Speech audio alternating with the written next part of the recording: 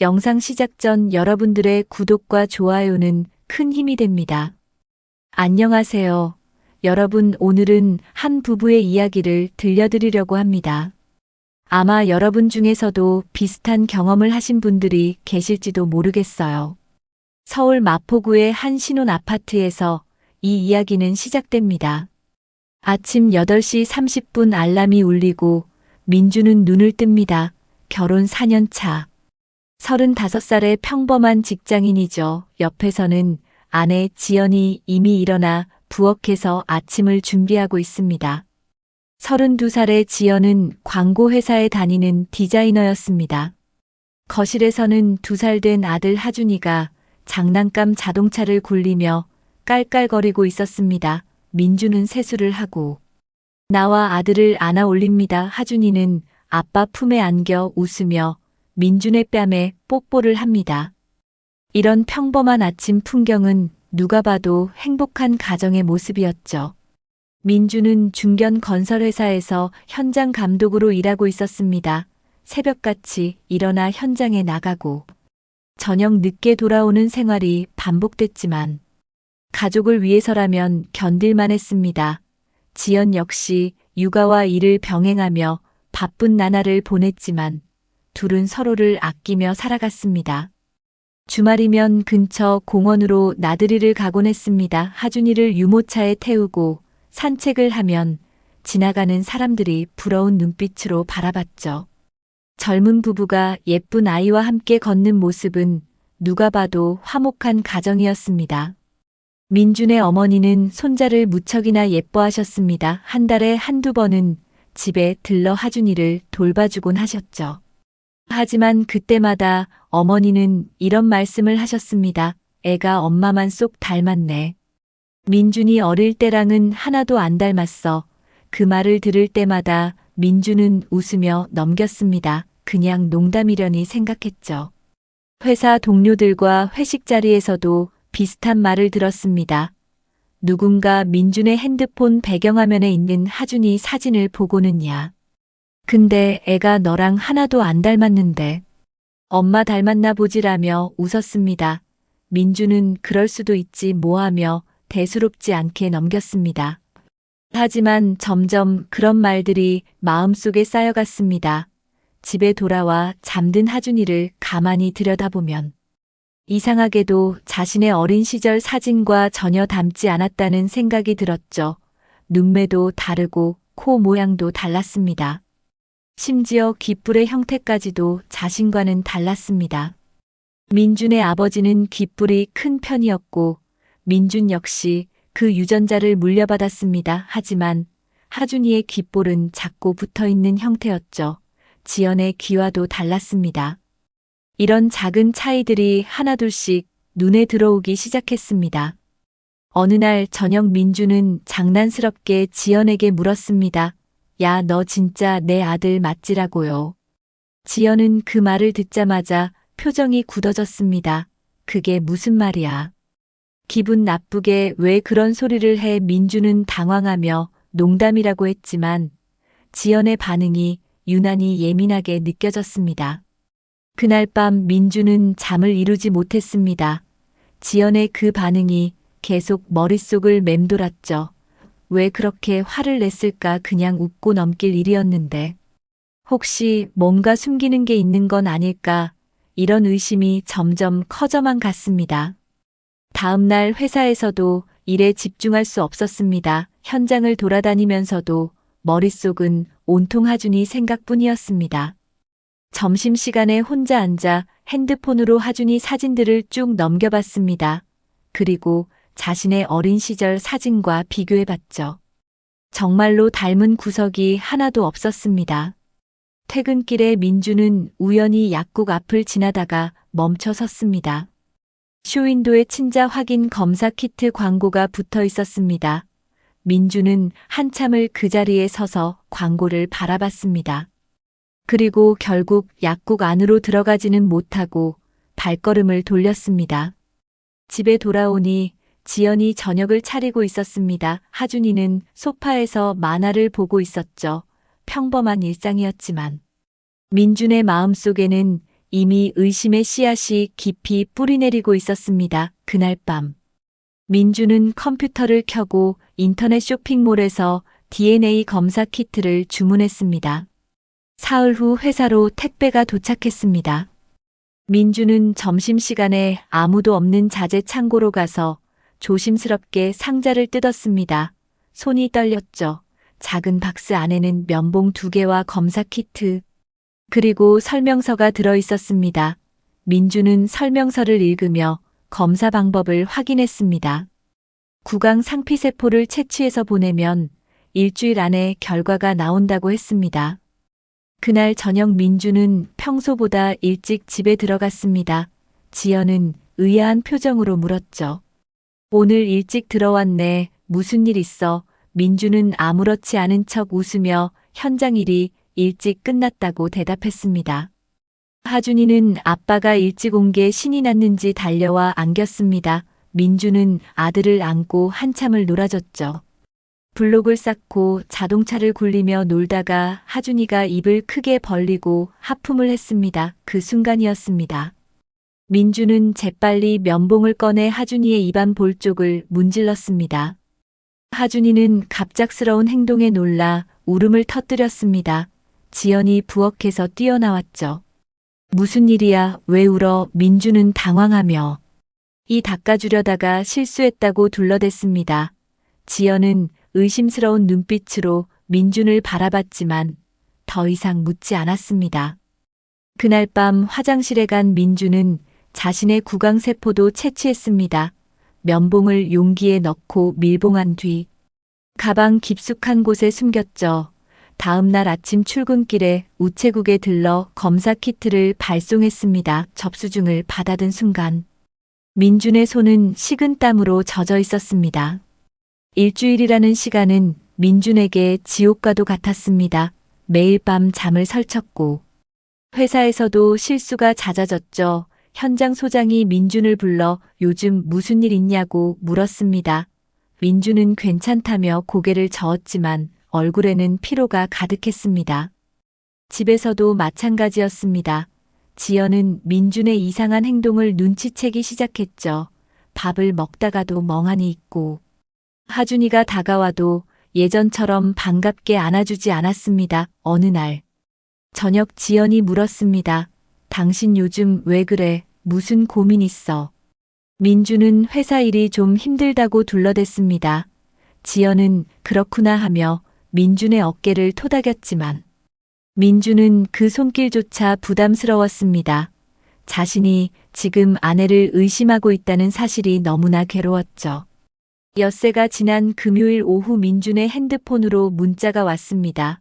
검사 결과가 나왔으니 홈페이지에서 확인하라는 내용이었습니다. 민준은 화장실로 달려갔습니다. 손이 너무 떨려서 핸드폰을 제대로 잡을 수가 없었죠. 로그인을 하고 결과 페이지에 들어갔습니다. 화면에는 간단 명료하게 한 줄의 문장이 적혀 있었습니다. 친자 관계 부적합 확률 0.00%. 민주는 그 자리에서 주저앉았습니다. 화장실 타일 바닥에 차가운 감촉이 느껴졌지만 아무것도 생각할 수 없었습니다. 얼마나 그렇게 앉아 있었을까요? 동료가 화장실 문을 두드렸습니다. 민준 씨 괜찮으세요? 민준은 겨우 정신을 차리고 일어났습니다. 거울을 보니 자신의 얼굴은 새하얗게 질려 있었습니다. 그날 오후 민주는 조퇴를 했습니다. 아프다고 말했지만 사실 정신을 차릴 수가 없었죠. 회사 앞 카페에 들어가 커피를 시켰지만 한 모금도 마시지 못했습니다. 핸드폰으로 결과 화면을 몇 번이고 다시 확인했습니다. 혹시 잘못 본 건 아닐까 하는 희망을 가지고요. 하지만 결과는 변하지 않았습니다. 친자 관계 부적합 그 단어가 민준의 머릿속을 계속 맴돌았습니다. 하준이는 자신의 아들이 아니었습니다. 2년 동안 자신이 아빠라고 생각하며 키운 아이가 실은 남의 자식이었던 겁니다. 민준의 머릿속은 복잡했습니다. 분노와 배신감 그리고 믿을 수 없다는 혼란이 뒤섞였죠. 도대체 언제 누구와 그런 일이 있었던 걸까? 결혼 전이었을까? 아니면 결혼 후였을까? 온갖 생각들이 머릿속을 어지럽게 만들었습니다. 해가 지고 있었습니다. 민주는 카페를 나와 한강 다리 위를 걸었습니다. 다리 난간에 기대어 한참을 강물을 내려다봤죠. 저 물처럼 모든 게 흘러가 버렸으면 좋겠다는 생각이 들었습니다. 핸드폰이 울렸습니다. 지연이었습니다. 어디야, 저녁 먹어야지. 언제와. 민주는 전화를 받지 않았습니다. 지금 지연을 대면할 자신이 없었죠. 어떤 얼굴로 집에 들어가야 할지, 어떤 말을 해야 할지 알 수 없었습니다. 밤 9시가 넘어서야 민주는 집 앞에 도착했습니다. 현관문 앞에서 한참을 서 있었죠. 안에서는 지연이 하준이를 재우는 목소리가 들렸습니다. 자장가를 부르는 지연의 목소리는 평소와 다름없이 부드러웠습니다. 하지만 민준에게는 그 모든 게 거짓으로 느껴졌습니다. 지연은 소파에 앉아 텔레비전을 보고 있었습니다. 민준의 발소리에 고개를 돌리더니 걱정스러운 표정을 지었죠. 왜 이렇게 늦었어? 전화도 안 받고 어디 있었던 거야? 민준은 대답 대신 신발을 벗고 거실로 들어갔습니다. 가방에서 출력해온 검사 결과지를 꺼냈습니다. 회사 근처 편의점에서 프린트한 종이였죠. 민주는 그 종이를 식탁 위에 던지듯 내려놨습니다. 지연은 이상한 낌새를 눈치채고 천천히 일어났습니다. 뭔데 그게? 지연이 종이를 집어들었습니다.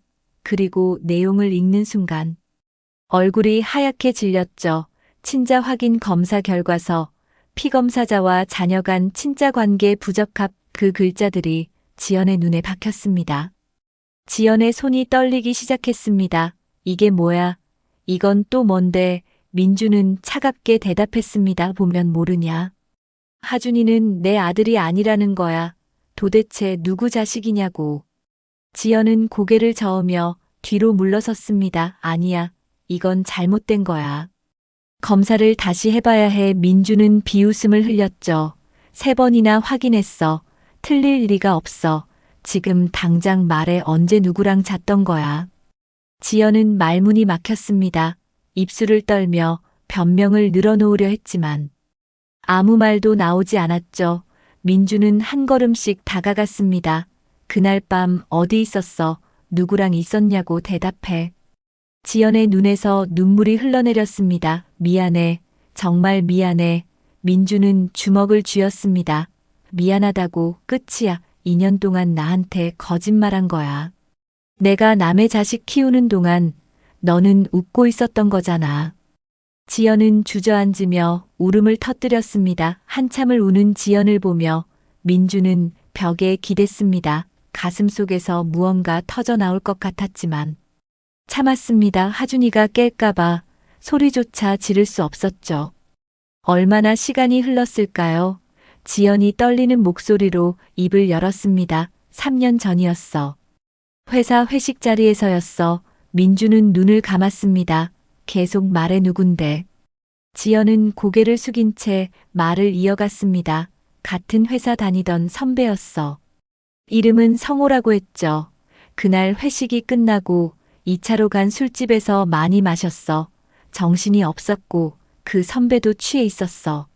민준의 주먹이 더욱 세게 쥐어졌습니다. 그래서 그 후엔 어떻게 됐는데? 지연은 눈물을 닦으며 대답했습니다. 그날 한 번뿐이었어. 다음 날 정신 차리고 너무 후회했어. 그래서 연락을 끊었어. 민주는 비웃음을 지었습니다. 한 번이면 충분하잖아. 그 한 번에 아이가 생긴 거니까. 지연은 아무 말도 못했습니다. 사실이었으니까요. 그때 임신 사실을 알았을 때 지연은 당황했었습니다. 시기를 계산해보니 민준과의 관계로 생긴 아이일 수도 있었죠. 하지만 내심 불안했습니다. 혹시나 하는 마음이 있었던 겁니다. 그래서 아무 말 않고 그냥 민준의 아이라고 믿으려 했던 거죠. 아니, 믿고 싶었던 겁니다. 2년 동안 지연은 그렇게 자신을 속이며 살아왔습니다. 민준이 물었습니다. 그 남자도 알아? 자기 자식일 수 있다는 거. 지연은 고개를 저었죠. 몰라. 말 안 했어. 그 후로 연락한 적도 없고. 민주는 허탈하게 웃었습니다. 그럼 그 남자는 유부남이었나? 지연은 고개를 끄덕였습니다. 결혼한 사람이었어. 그것까지 알면서도. 지연은 그날 밤 선을 넘었던 겁니다. 술 때문이었다고 변명할 수도 있겠지만 결국은 자신의 선택이었죠. 민주는 소파에 주저앉았습니다. 모든 힘이 빠져나가는 것 같았습니다. 그렇게 한참을 앉아 있다가 입을 열었죠. 그 사람 이름이 뭐라고 했지? 성호 플레임 말해. 지연은 떨리는 목소리로 대답했습니다. 김성호 나보다 1살 위였어.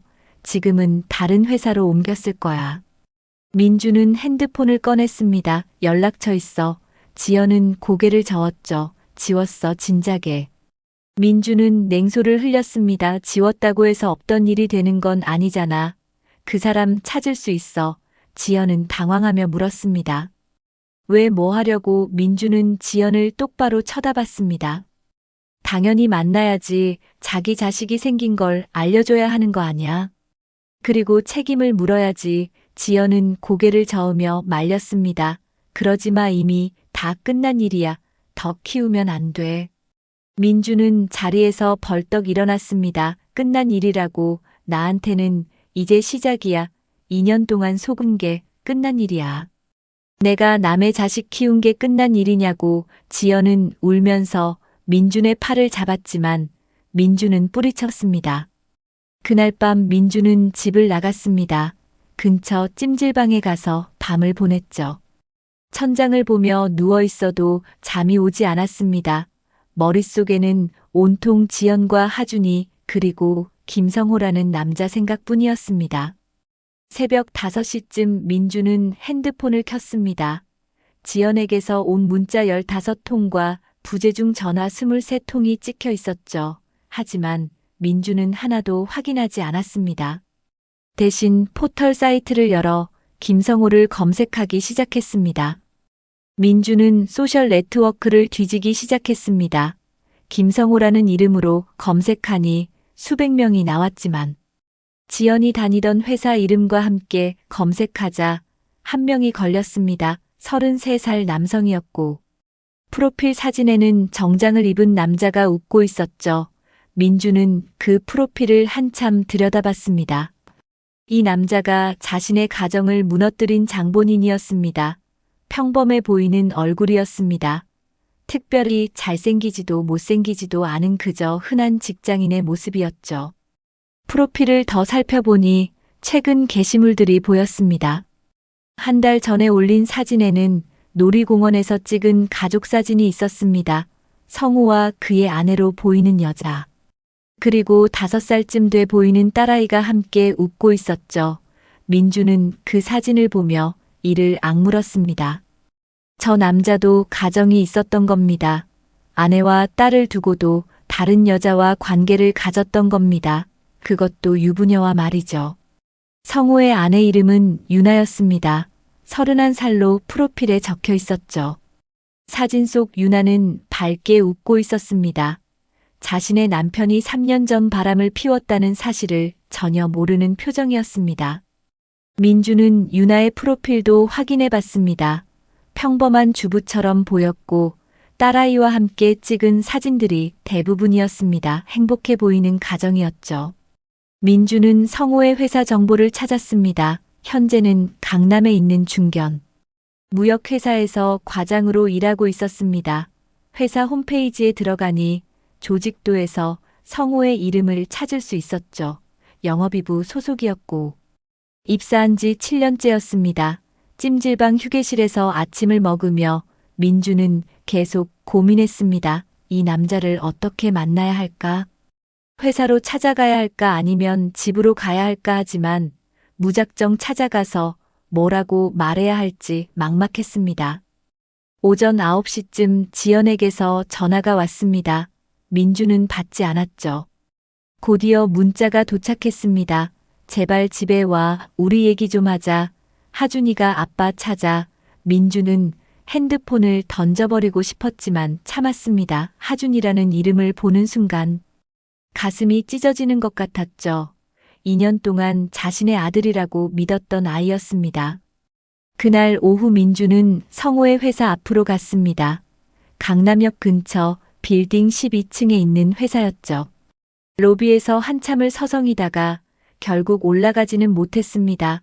아직 준비가 안 됐던 겁니다. 저 남자를 만나서 뭐라고 말해야 할지 정리가 안 됐죠. 대신 민주는 변호사 사무실을 찾았습니다. 인터넷으로 검색해서 가까운 곳에 있는 법률사무소로 들어갔습니다. 상담을 신청하고 기다리는 동안에도 민준의 손은 계속 떨렸습니다.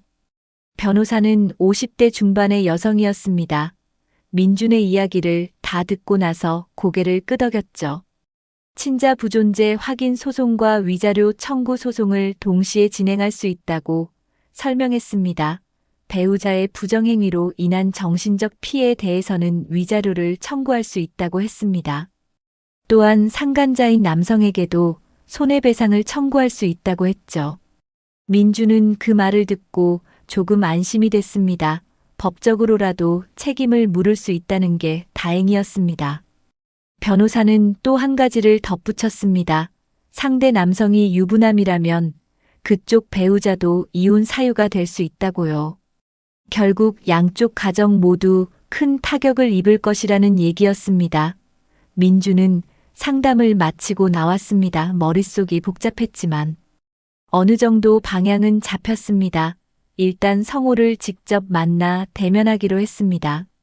그리고 사실을 확인한 뒤 법적 절차를 밟기로 마음먹었죠.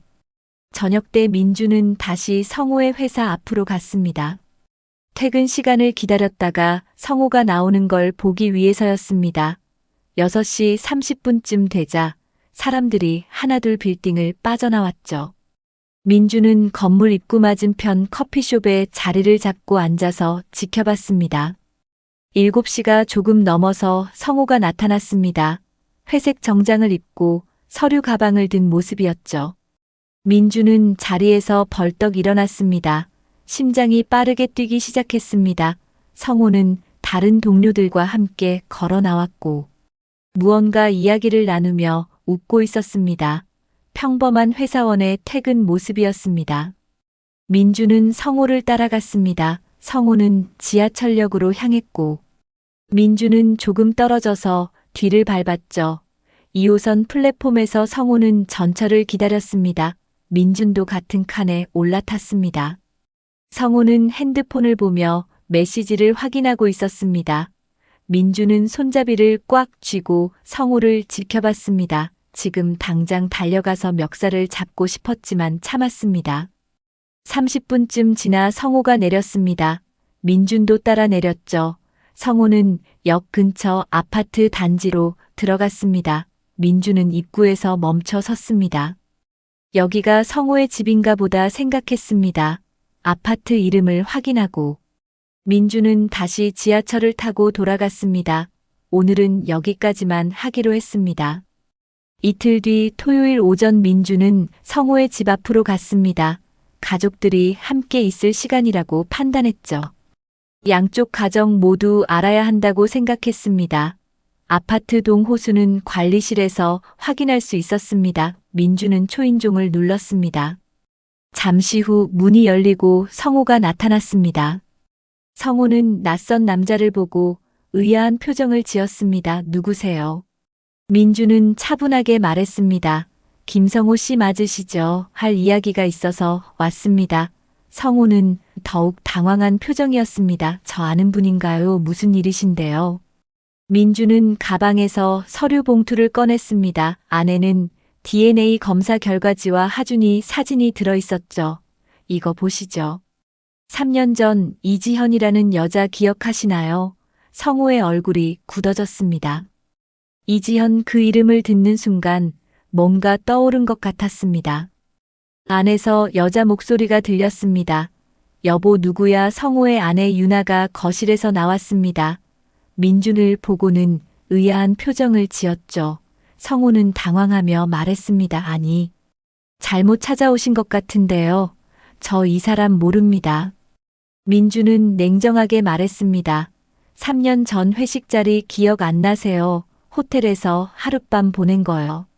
성호의 얼굴이 새하얗게 질렸습니다. 유나가 다가왔습니다. 무슨 소리예요? 지금 무슨 말을 하는 거예요? 민주는 유나를 바라봤습니다. 저는 이지연의 남편입니다. 정확히는 전 남편이 될 사람이죠. 당신 남편이 제 아내와 불륜을 저질렀고 그 결과 아이가 태어났습니다. 이게 DNA 검사 결과입니다. 유나는 서류를 받아들고 읽기 시작했습니다. 성우가 변명하려 했습니다. 이건 오해예요. 말도 안 되는 소리 하지 마세요. 민주는 성우를 똑바로 쳐다봤습니다. 오해라고요. 그럼 이 검사 결과가 거짓말인가요? 당신 아들이 지금 2살입니다. 시기를 계산해 보세요. 유나의 손이 떨리기 시작했습니다. 여보, 이게 뭐야? 정말이야. 성우는 말을 잃었습니다. 입술만 파르르 떨리고 있었죠. 민주는 계속 말을 이어갔습니다. 3년 전 11월이었습니다. 회식 후 술집에서 만나서 호텔로 갔죠. 유나가 소리쳤습니다. 11월 그때 당신 회사 워크숍 갔다며 이틀 동안 연락도 안 됐잖아. 성우는 고개를 숙였습니다. 변명할 말이 없었던 겁니다. 유나는 서류를 바닥에 던졌습니다. 이게 진짜야, 대답해. 성우는 한참을 침묵하다가 작은 목소리로 말했습니다. 미안해, 정말 술 때문이었어. 한 번뿐이었다고 유나는 뒤로 비틀거렸습니다. 민준이 유나를 부축했죠. 유나는 민준의 손을 뿌리치고 성우에게 다가갔습니다. 그리고 뺨을 세게 때렸습니다. 당신이 그런 짓을 했어. 나랑 결혼하고. 아이까지 있으면서 성우는 맞고도 아무 말 못했습니다. 유나는 울먹이며 민준에게 물었습니다. 그 아이는 정말 우리 남편 자식이 확실한가요? 민준은 고개를 끄덕였습니다. 검사 결과가 증명합니다. 거실 안쪽에서 어린 여자아이가 나왔습니다. 성우와 유나의 딸이었죠. 엄마. 왜 울어? 무서워. 유나는 얼른 눈물을 닦고 딸을 안았습니다. 아니야, 괜찮아. 방에 들어가 있어. 아이는 불안한 표정으로 아빠를 쳐다봤지만 유나가 데리고 안으로 들어갔습니다. 민주는 성우에게 말했습니다. 변호사를 선임했습니다. 친자 부존재 소송과 위자료 청구 소송을 진행할 겁니다. 당신한테도 손해배상 청구할 거고요. 성우는 무너져 내렸습니다. 바닥에 주저앉아 머리를 감싸쥐었죠. 민주는 그날 이후 본격적으로 법적 절차를 시작했습니다. 변호사 사무실에 다시 방문해서 정식으로 소송을 의뢰했죠. 친자 부존재 확인 소송과 함께 지연에게는 위자료 청구 소송을, 성우에게는 불법 행위로 인한 손해배상 청구 소송을 동시에 진행하기로 했습니다. 변호사는 증거 자료들을 꼼꼼히 검토하며 승소 가능성이 높다고 말했습니다. DNA 검사 결과가 결정적인 증거였으니까요. 소장이 법원에 접수됐고 며칠 후 지연과 성우에게 소장 부본이 송달됐습니다. 지연은 소장을 받아들고 한참을 멍하니 앉아 있었죠. 이제 정말 끝이구나 하는 생각이 들었습니다. 법적으로 혼인관계가 파탄났다는 게 문서로 증명되는 순간이었습니다. 지연은 떨리는 손으로 민준에게 전화를 걸었지만 민준은 받지 않았습니다. 성우 역시 소장을 받고 큰 충격을 받았습니다. 손해배상 청구 금액이 5천만 원이었죠. 성우는 당장 변호사를 찾아갔지만 변호사는 고개를 저었습니다. 불륜 사실이 명백하고 그로 인해 아이까지 태어났으니 변론할 여지가 거의 없다고 했습니다. 합의를 보는 게 최선이라는 조언이었습니다. 성우의 집안 분위기는 최악이었습니다. 유나는 그날 이후 성우와 말도 섞지 않았죠. 딸아이는 엄마 아빠가 싸우는 모습을 보며 불안해했습니다. 밤마다 악몽을 꾸고 울었습니다. 유나는 친정 어머니에게 전화를 걸어 모든 상황을 설명했습니다. 유나의 어머니는 당장 이혼하라고 소리쳤죠. 유나는 며칠을 고민했습니다. 5살 딸아이를 생각하면 이혼이 쉽지 않았습니다. 하지만 성우를 용서할 수가 없었죠. 다른 여자와 관계를 맺었다는 것도 충격인데 그 결과 아이까지 낳았다는 사실은 도저히 받아들일 수 없었습니다. 유나는 결국 이혼 의사를 성호에게 통보했습니다. 성호는 유나를 붙잡으려 했습니다. 잘못했다고 빌었죠. 하지만 유나의 마음은 돌아서지 않았습니다. 당신이 저지른 일로 우리 딸 인생까지 망칠 수는 없어. 유나는 짐을 싸서 친정으로 돌아갔습니다. 딸아이를 데리고 집을 나가는 유나의 뒷모습을 보며 성호는 무너졌습니다. 민준의 집도 상황은 비슷했습니다. 지연은 매일 울었죠. 하준이는 엄마가 우는 이유를 몰라 불안해했습니다. 아빠는 왜 안 와? 하준이가 물으면 지연은 대답할 수 없었습니다. 어떻게 설명해야 할지 알 수 없었죠. 지연의 직장에서도 소문이 퍼지기 시작했습니다. 누군가 지연의 상황을 알게 됐고 그 이야기는 순식간에 회사 전체로 번졌습니다. 불륜으로 아이를 낳았다는 소문이었죠. 사람들은 지연을 보며 수군거렸습니다. 복도를 지나갈 때마다 시선이 따가웠습니다. 상사가 지연을 불러 조용히 말했습니다. 회사 분위기가 좋지 않으니 스스로 결정하는 게 어떻겠냐고요. 사실상 퇴사 권고였습니다. 지연은 항변할 힘도 없었습니다. 그날로 사표를 썼죠. 4년 동안 다닌 회사를 그렇게 떠나게 됐습니다. 지연의 부모님도 상황을 알게 됐습니다. 어머니는 기가 막혀 했고 아버지는 화를 냈죠. 어떻게 그런 일을 저지를 수 있느냐고 소리쳤습니다. 지연은 부모님 앞에서도 고개를 들 수 없었습니다.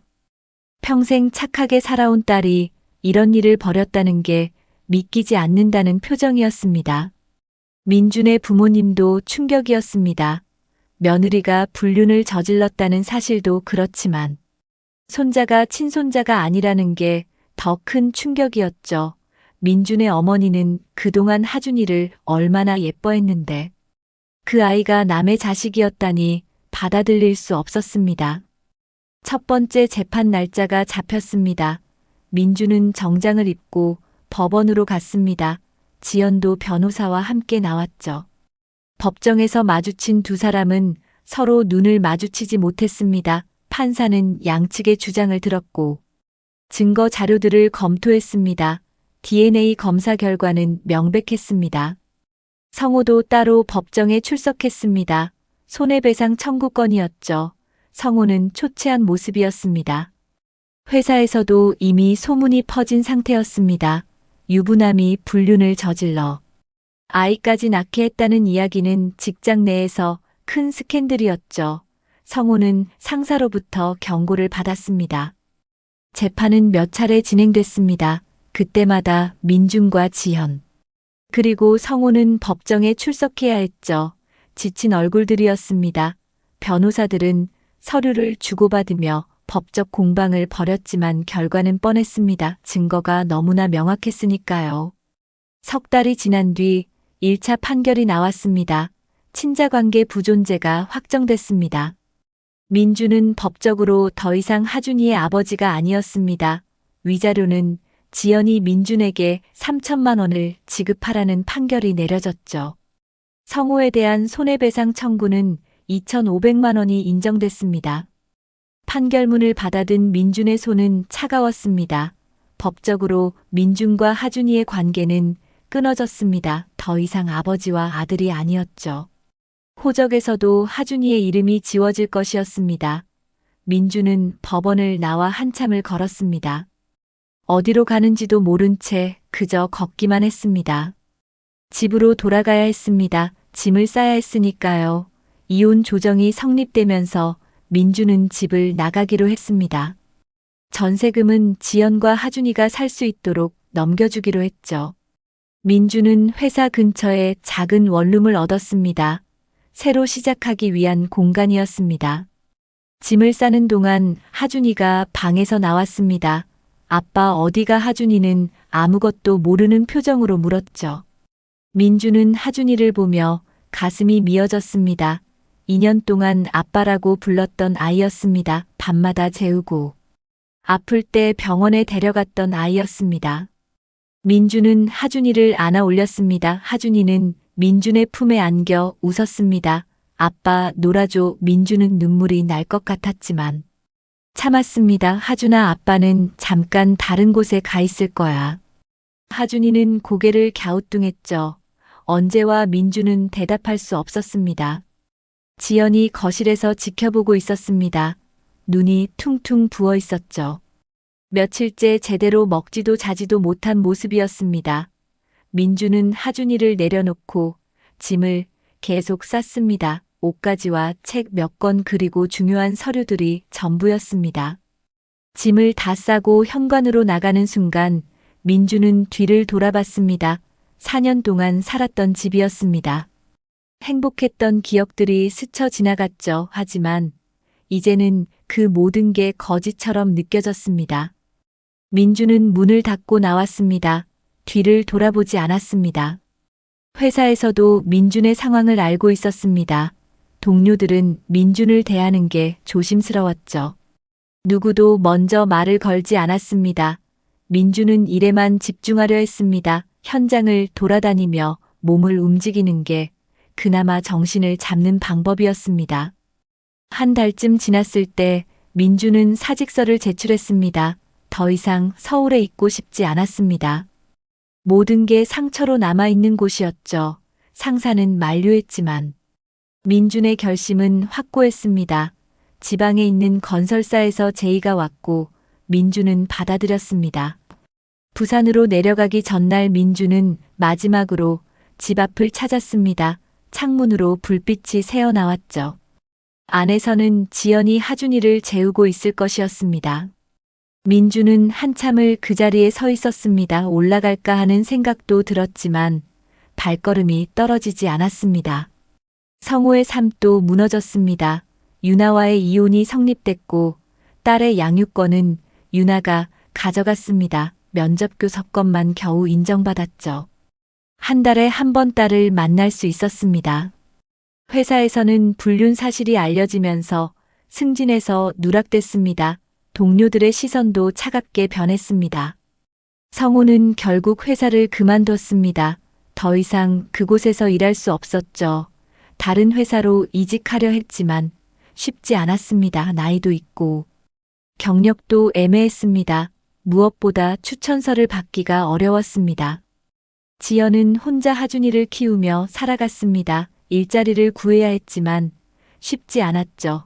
경력이 단절됐고 아이를 돌봐줄 사람도 없었습니다. 친정 부모님은 가끔 도와주긴 했지만 예전처럼 다정하지 않았습니다. 실망이 컸던 겁니다. 석 달이 흘렀습니다. 민주는 부산에서 새로운 삶을 시작했습니다. 작은 오피스텔에서 혼자 살며 일에만 매달렸죠. 주말에도 현장에 나갔습니다. 집에 있으면 자꾸 과거가 떠올랐기 때문입니다. 밤이면 소주를 마시며 잠이 들었습니다. 꿈속에서는 여전히 하준이가 아빠라고 부르며 달려왔습니다. 어느 날 민주는 법원에서 연락을 받았습니다. 추가 서류를 제출해야 한다는 내용이었죠. 민주는 주말에 서울로 올라갔습니다. 법원 일을 마치고 나오는데 익숙한 두 사람이 보였습니다. 지연과 성호였습니다. 둘도 각자 법원 업무를 보러 온 모양이었습니다. 세 사람은 법원 앞 계단에서 마주쳤습니다. 아무도 먼저 말을 꺼내지 못했죠. 민주는 지연을 봤습니다. 많이 야윈 모습이었습니다. 머리는 대충 묶었고 화장기 없는 얼굴은 헬쑥했습니다. 지연은 민준과 눈이 마주치자 고개를 숙였습니다. 성호도 초췌하기는 마찬가지였습니다. 정장은 구겨져 있었고 구두도 달아 있었죠. 직장을 잃은 뒤 제대로 된 일자리를 구하지 못한 것 같았습니다. 성호는 민준을 보며 미안하다는 표정을 지었지만 입 밖으로 말은 꺼내지 못했습니다. 지연이 먼저 입을 열었습니다. 잘 지내. 민준은 대답하지 않았습니다. 뭐라고 대답해야 할지 몰랐죠. 지연은 다시 말을 이었습니다. 하준이가 많이 컸어. 이제 말도 잘하고. 민준은 그 말을 듣고 가슴이 아팠습니다. 하준이는 이제 자신을 기억하지 못할 것이었습니다. 성우가 조심스럽게 물었습니다. 부산에서 일하신다고 들었습니다. 민주는 차갑게 대답했습니다. 당신이 알 필요 없는 일이죠. 성호는 더 이상 말하지 못했습니다. 민주는 두 사람을 지나쳐 걸어갔습니다. 뒤돌아보지 않았습니다. 지연과 성호는 그 자리에 남아 있었습니다. 서로 마주 보지도 못한 채 어색하게 서 있었죠. 성호가 먼저 말했습니다. 그날 밤이 이렇게까지 될 줄 몰랐어요. 지연은 고개를 끄덕였습니다. 나도 그랬어요. 우리가 정말 큰 죄를 지었네요. 성호는 한숨을 쉬었습니다. 딸아이 얼굴 보기가 힘들어요.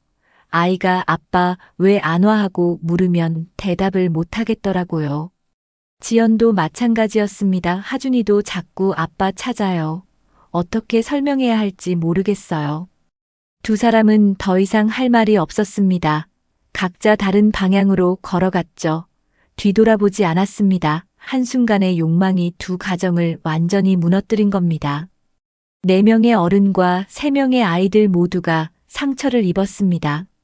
며칠 후 하준이의 3번째 생일이었습니다. 지연은 작은 케이크를 샀습니다. 초 3개를 꽂고 불을 켰죠. 하준이는 신이 나서 박수를 쳤습니다. 아빠도 불러 하준이가 말했습니다. 지연은 눈물이 났지만 참았습니다. 초를 불기 전에 소원을 빌어야지. 지연이 말했습니다. 하준이는 눈을 감고 무언가 중얼거렸죠. 그리고 초를 힘껏 불었습니다. 지연은 하준이를 안았습니다. 무슨 소원 빌었어? 하준이는 웃으며 대답했습니다. 아빠 보고 싶다고 했어요. 지연의 눈에서 눈물이 흘러내렸습니다. 하준이는 엄마가 우는 걸 보고 당황했죠. 엄마. 왜 울어? 아파. 지연은 고개를 저으며 하준이를 꼭 안았습니다. 아빠는 이제 오지 않을 거야. 하준아, 미안해. 정말 미안해. 하준이는 이해하지 못했지만 엄마를 꼭 안아줬습니다. 괜찮아.